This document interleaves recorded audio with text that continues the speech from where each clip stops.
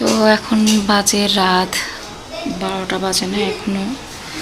একদম সব সুন্দরভাবে গুছিয়ে তারপর শুতে যাব। শরীরটা খুব খারাপ আমার, কেমন জানি কেমন বেশি খারাপ লাগছে।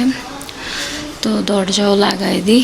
আর এত গরম, আসলে মেইন হচ্ছে গরমের কারণে এরকম খারাপ লাগতেছে বেশি। দরজা লাগাই দিই। আজকে পুজোটা শুরু করলাম রাত থেকে। এগুলো সব করতো আপনাদের ভাইয়া, এখন আমার থেকেই করতে হয় সব কিছু। তো লাইট অফ করে দিই।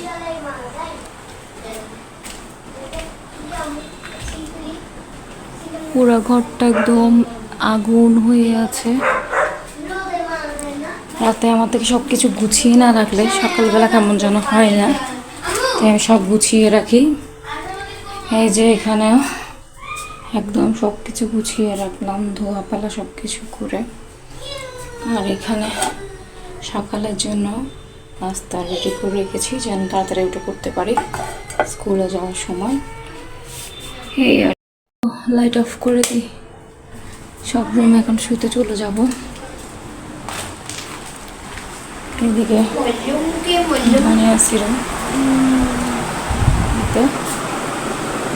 দেখা যাচ্ছে এখানে, জানি না। আসসালামু আলাইকুম, আপনারা সবাই কেমন আছেন? আলহামদুলিল্লাহ আমিও ভালো আছি। এই যে দেখুন সকালবেলা সুন্দর করে পুরিয়া চা বানিয়ে ফেললাম।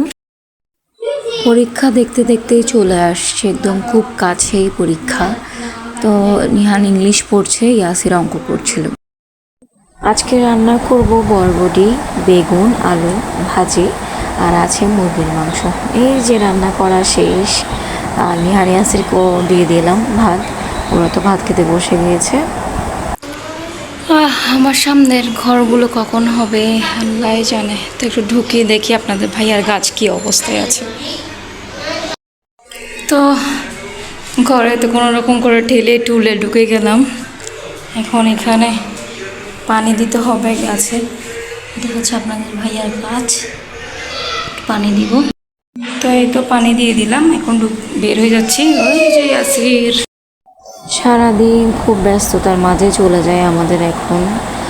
সামনে এক্সামও, আমার তো একটু বেশি চলে যায়। আপনাদের ভাইয়া না থাকাতে সব কিছু আমার একাই করতে হয়। স্কুলে যাওয়া আসা যেটাই করি না কেন, আমাকে যদি কখনো কেউ দেখেন আমাকে ফোন দিয়ে বলবেন, অন্যজনকে বলার কষ্ট করে কোনো দরকার নেই। আমাকে কোথায় কে দেখেছেন জাস্ট ফোন দিয়ে বলবেন আজকে তোমাকে অমুক জায়গায় দেখেছি। তো শুধু শুধু উল্টা পাল্টা কোনো কথা বলে কথা বাড়ানোর কোনো দরকার নেই। আমি কিন্তু কাউকে গোয়েন্দা রাখি না টাকা খরচ করে, শুধু শুধু গোয়েন্দাগিরি করার কোনো দরকার নেই। সবসময় মাথায় রাখবেন, আমি আজকে ওর নামে এই কথাটা ছড়াচ্ছি, কালকে হয়তো আমার নামেও ছড়াবেন। সবসময় এটাই মাথায় রাখবেন। আর আজকে মরলে কালকে 2 দিন, বুঝছেন? বাবা মার শিক্ষায় বড় হয়েছে, তো তাই কোনো কিছু বলতে পারি না। বাবা মা সবসময় বলতো কি জানেন, বুবার কোনো শত্রু নেই, চুপ করে থাকবে। এই কথা শুনতে শুনতে এখনও বুড়ো হয়ে যাচ্ছে, এটাই করি। একটা কথা একদম না বলেই পারছি না। আমার জামাই আমাকে অনেক ভালোবাসে, আমিও আমার জামাইকে অনেক ভালোবাসি। ওকে ভিডিওতে আনি না, কারণ ও ভিডিওতে আসলে নাকি একটু লজ্জা লাগে, তাই আমি ওকে আনি না। তো মানুষ শুধু শুনতে চায়, হ্যাঁ আমার জামাই মনে হয় আমাকে ভালোবাসে না, এমন তেমন। আমার জামাই আমাকে অনেক ভালোবাসে, আর আমি এইসব দেখানো একদম পছন্দই করি না।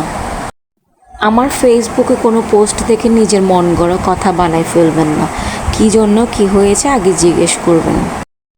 আগে মনের কথাগুলো সবাই ডায়েরিতে লিখতো, এখন সবাই ইউটিউবে সুন্দরভাবে ব্লগিং করে রাখে। নিজেদের মন গড়া কথা অন্যজনকে বলার থেকে বিব্রত থাকুন। নিজেরা সুন্দরভাবে বাঁচতে শিখুন, অন্যদেরকেও সুন্দরভাবে বাঁচতে শিখান। অন্ততপক্ষে উল্টাপাল্টা কথা বলে জীবন লাইফ শেষ করেন না। তো সবাই ভালো থাকবেন, সুস্থ থাকবেন। আমার বাচ্চাদের জন্য দোয়া করবেন, আমার ফ্যামিলির জন্য দোয়া করবেন। সবাইকে আসসালামু আলাইকুম।